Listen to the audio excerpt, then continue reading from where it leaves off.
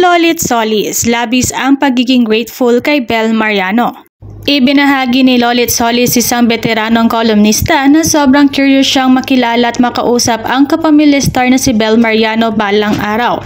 Nag-post si Lolit sa kanyang Instagram ng mensahe tungkol sa gusto niyang makilala ng personal si Bel dahil sa kabaitan ng aktres. Curious na akong makita at makilala in person si Bel Mariano. Talagang nagugulat ako pag nakakatanggap ng mga things na padala niya. Gulat at talagang touch ako dahil never pa kaming nagkita in person o nagkakilala.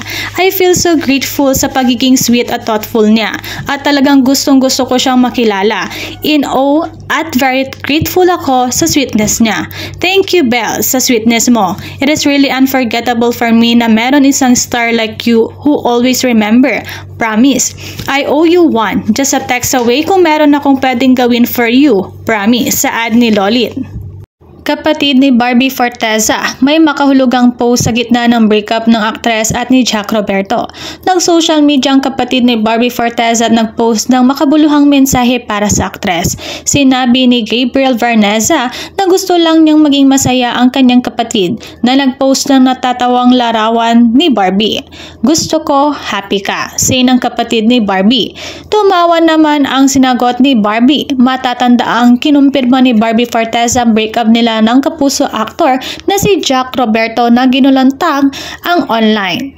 Si Ian Gaza nag-message kay Jack Roberto matapos ang breakup nila ni Barbie Forteza. Inihayag ni si Ian Gaza na nagpadala siya ng personal na mensahe kay Jack Roberto kasunod ng breakup niya kay Barbie Forteza. Matatandaan noong Webes, January 2, kinumpirma ni Barbie sa isang viral post na ngayon ay naghiwalay na sila ng aktor. Kasunod ng anunsyo, ipinahagi ni Sian ang isang screenshot ng kanyang mensahe kay Jack. Ipinapakita ng internet personality ang screenshot sa comment section ng kanyang nakakaintriga na post tungkol sa break announcements. Isang maigpit na yakap mula sa South Korea. Love you bro, mensahe ni Sian kay Jack Roberto.